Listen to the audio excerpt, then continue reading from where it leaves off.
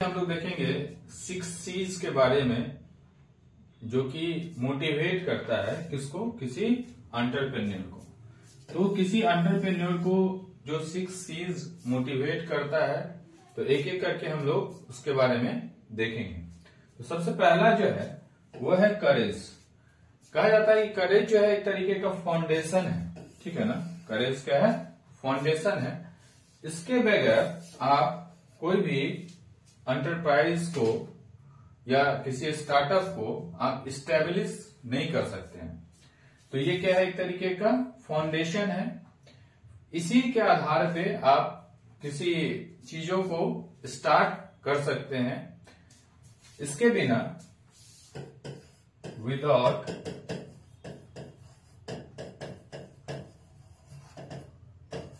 आप जो है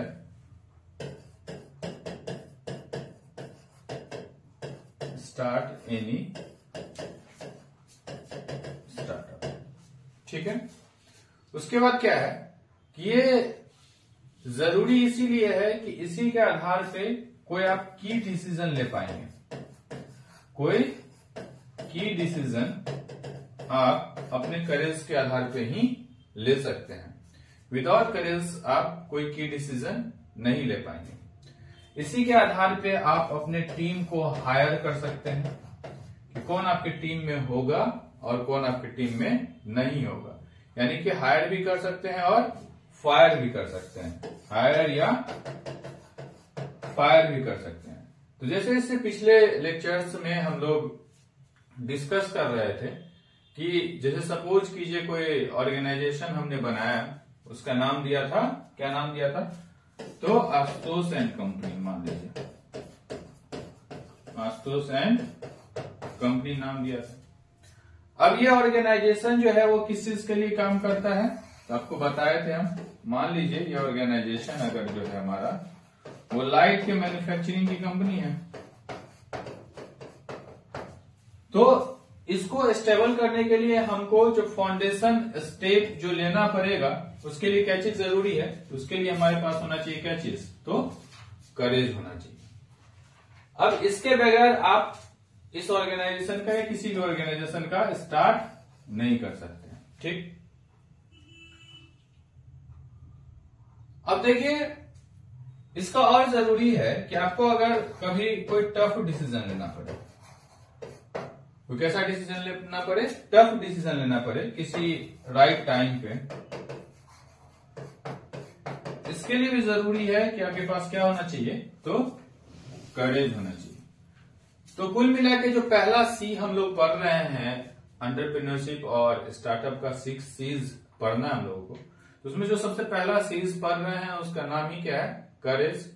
इसी के आधार पे, और ये है क्या एक्चुअली में? तो ये है फाउंडेशन। जैसे स्टेप्स हैं, इस पे अगर आपको बढ़ना है तो इसके लिए ये क्या होना चाहिए? फाउंडेशन आपके पास होना चाहिए। वो फाउंडेशन क्या है? आपका करेज, ठीक। अब इसके बाद दूसरा जो सी है उसको कहते हैं हम लोग कन्विक्शन, ठीक है ना। दूसरा जो सी है उसको हम लोग क्या कहते हैं? कन्विक्शन। कन्विक्शन के बारे में कहा गया है कि कन्विक्शन की मदद से ही आप जो है अपने मिशन की ओर काम कर सकते हैं, ठीक है ना। अगर आपको वर्क करना है किधर? तो टुवर्ड्स योर मिशन।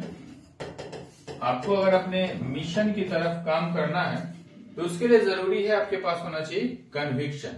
इसका मतलब यह है कि आपके पास ऐसा विल पावर होना चाहिए, या फिर कहे हैबिट, या फिर आप कह सकते हैं कि ऐसा गुण होना चाहिए जिसकी मदद से आप क्या कर सके? तो आप अपने मैसेज को कन्वे कर सके आप अपने सराउंडिंग में।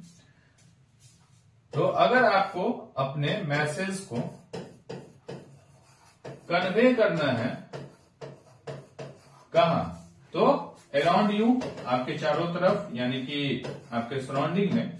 तो इसके लिए आपको होना चाहिए कन्विक्शन, मतलब किसी को कन्विंस कर पा रहे हैं कि नहीं कर पा रहे हैं। इसी के आधार पे आप क्या बना सकते हैं? जैसे लोगों को कन्विंस कीजिएगा तो उसके आधार पे एक कल्चर आप बना सकते हैं, एक कल्चर बिल्डअप कर सकते हैं। तो अगर आपके पास कन्विक्शन का जो प्रॉपर्टी है वो है, यानी कन्विक्शन का गुण आपके अंदर है, तो उसके आधार पे आप काम कर सकते हैं किधर, अपने मिशन की तरफ। आप मैसेज को क्या कर सकते हैं, कन्वे कर सकते हैं। और जब आप मैसेज को कन्वे करिएगा तो एक कल्चर बिल्डअप होगा। क्या बिल्डअप होगा, एक कल्चर बिल्डअप होगा। और जो कल्चर बिल्डअप होगा वो किस चीज के लिए बिल्डअप होगा, तो आपका जो कोर पर्पस है, आपके ऑर्गेनाइजेशन का जो पर्पस है, उस पर्पस के लिए कल्चर बिल्डअप होगा। तो ये जो कल्चर बिल्डअप होगा वो किसके लिए होगा, तो कोर पर्पस के लिए, ठीक है।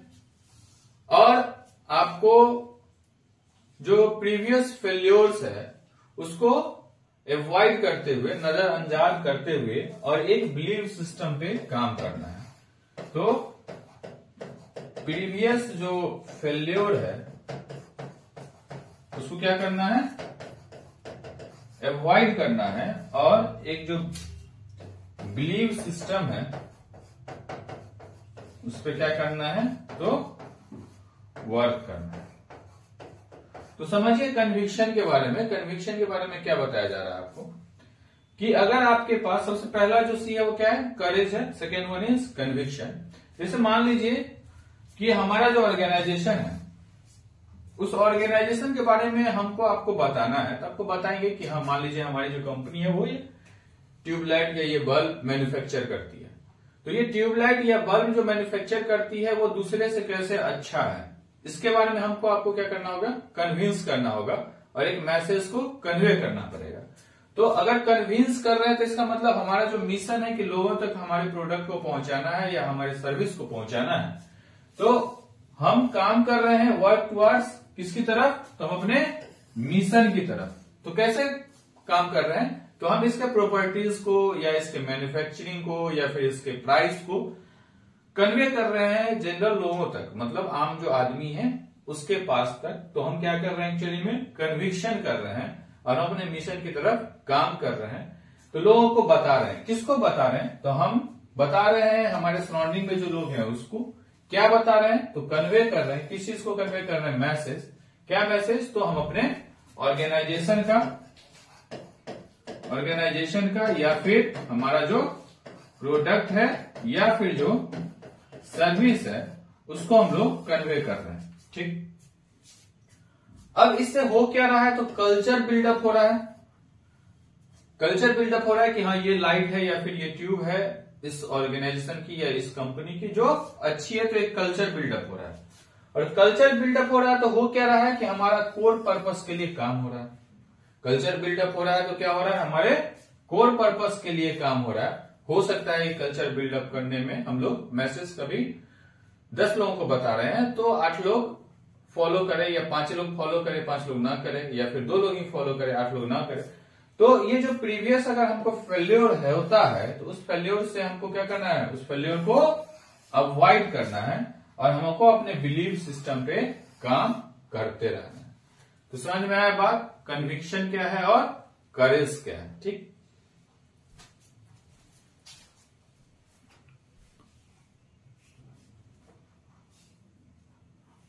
अब इसके बाद जो तीसरा स्टेप है उसको हम लोग कहते हैं कैपेबिलिटी। उसको क्या कहते हैं, कैपेबिलिटी। तो देखिए हर एंटरप्रेन्योर का एक कुछ ना कुछ विजन है। हर एंटरप्रेन्योर को क्या है, कुछ ना कुछ विजन है। वही यहाँ पे सिंबॉलिक रिप्रेजेंटेशन में बताया गया है कि मान लीजिए कोई एंटरप्रेन्योर का क्या है, कुछ ना कुछ, हर एंटरप्रेन्योर का क्या है, विजन है, ठीक। अब बात यह है कि उस विजन को वो कैरी कैसे करेगा। उस विजन को, जो विजन है उस विजन को वो कैरी कैसे करे। कैरी 2 सेंस में है। एक, कैरी करने का मतलब यह है कि हमको हमारे प्रोडक्ट के बारे में लोगों को बताना है और इस तरीके का प्रोडक्ट जो दूसरा आदमी बना रहा है उसको कम्पिटिट भी करना है, मतलब उसको बीट करना है। जो दूसरा सराउंडिंग में सेम प्रोडक्ट बना रहा है तो उसको क्या करना है, बीट करना है। तो अगर हमको अपने विजन को कैरी करना है तो मतलब 2 चीजों को कैरी करना है। समझिए आराम से, अगर हमको विजन को कैरी करना है तो 2 चीजों को कैरी करना है। क्या क्या, तो हमको कस्टमर को जीतना भी, विन कस्टमर्स, ठीक, और दूसरा क्या है कि हमको बीट करना है किसको, कंपेटिटर्स को भी, कंपेटिटर्स को बीट भी करना है। अब अगर हमको विन करना है कस्टमर्स को और कंपेटिटर को बीट भी करना है, तो उसके लिए हमारे पास होना चाहिए क्या चीज, एक प्लान होना चाहिए। हमारे पास क्या होना चाहिए, एक प्रॉपर, तो एक होना चाहिए हमारे पास प्लान। ठीक, तो हमारे पास जो प्लान होना चाहिए, हमारे पास अगर हमको बीट करना है और कस्टमर को विन करना है, तो हमारे पास होना चाहिए भाई क्या चीज, तो एक प्लान होना चाहिए। ठीक है ना। और सिर्फ प्लान होने से काम नहीं चलेगा, प्लान के साथ साथ हमको उसको कैसे एग्जीक्यूट करना है, तो एग्जीक्यूशन भी होना चाहिए। प्लान होना चाहिए और प्लान के साथ क्या होना चाहिए, तो प्रॉपर उसका एग्जीक्यूशन भी होना चाहिए। और इस प्लान को एग्जीक्यूट करने के लिए जरूरी है कि हमारे पास होना चाहिए क्या चीज, तो जो टॉपिक पढ़ रहे हैं, कैपेबिलिटी। ठीक है ना। तो प्लान को एग्जीक्यूट करने के लिए होना चाहिए हमारे पास क्या चीज, कैपेबिलिटी। और कैपेबिलिटी जरूरी क्यों है, तो कैपेबिलिटी इसलिए जरूरी है कि इससे हम लोग क्या कर सके, तो एक विजन को लेके चल सके। और ये विजन हमारा क्या है कि हमको विन करना है किसको, कस्टमर्स को, और बीट करना है किसको, तो अपने कंपेटिटर्स को।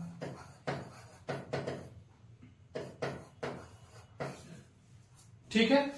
अब इसके लिए हमको जरूरी क्या है कि हमारे पास होना चाहिए कैपेबिलिटी, जो कि थर्ड सी है।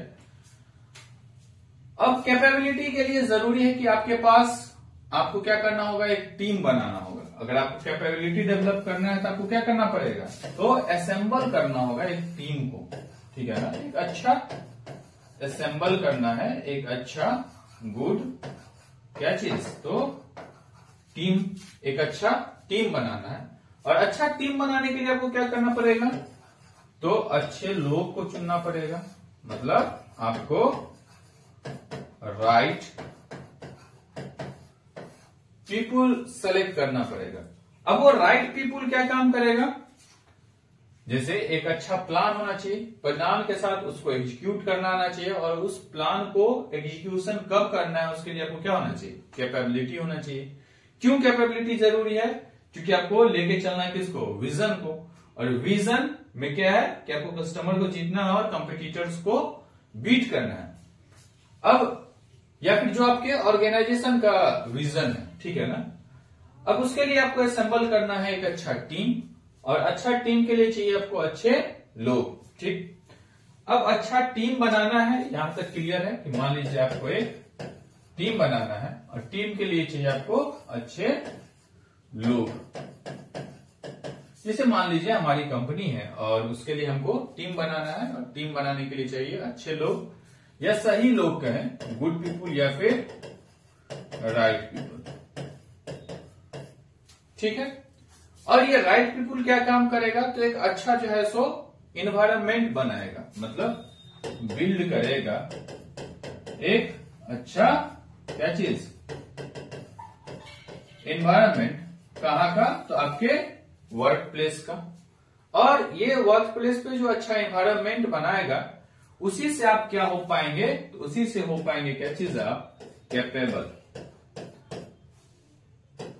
कैपेबल किस चीज के लिए कैपेबल हो पाएंगे, अगर अच्छा एनवायरनमेंट बनेगा तो किस चीज के लिए कैपेबल हो पाएंगे, कि आपको मिल सके क्या चीज, सपोर्ट।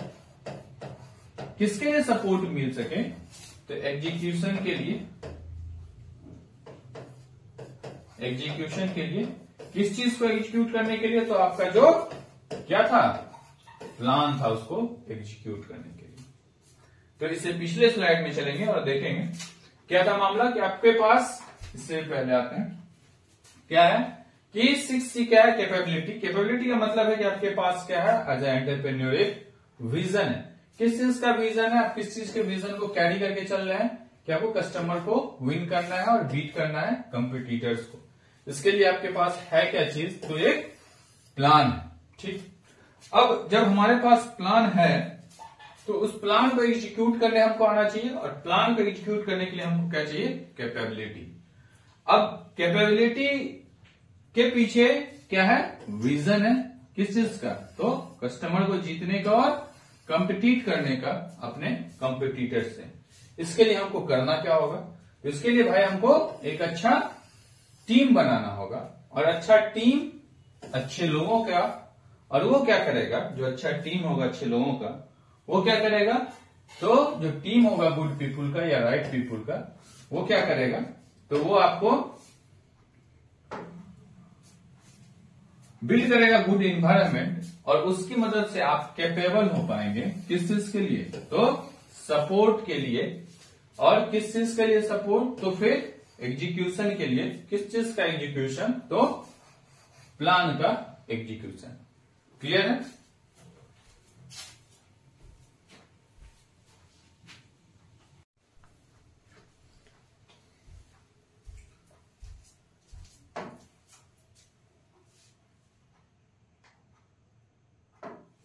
देखिए हम लोग समझेंगे अब कोलैबोरेशन के बारे में, ठीक है ना।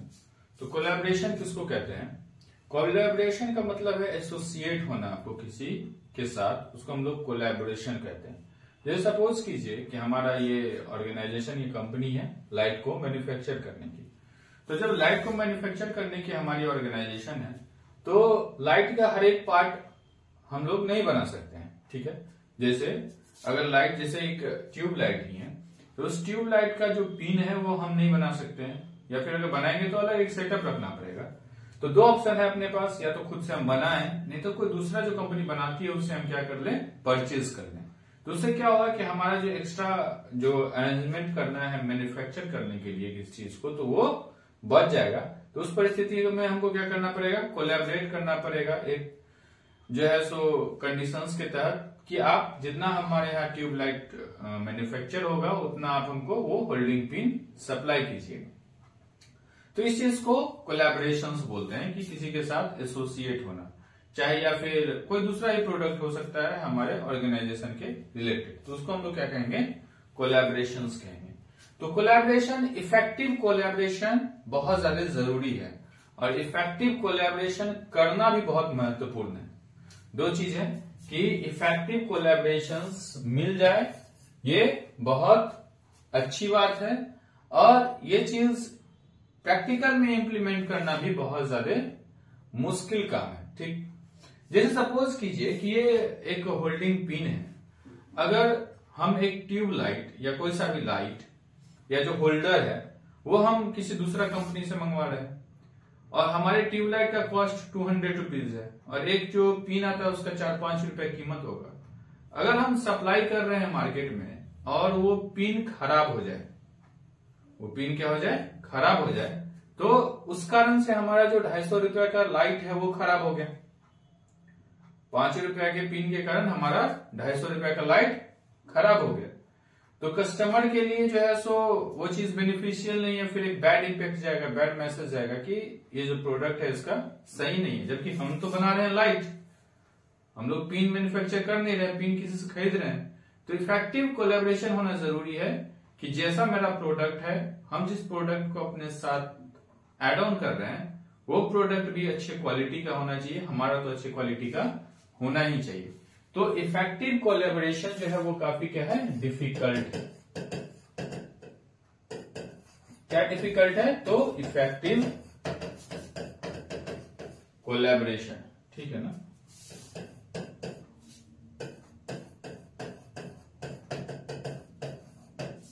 राइट।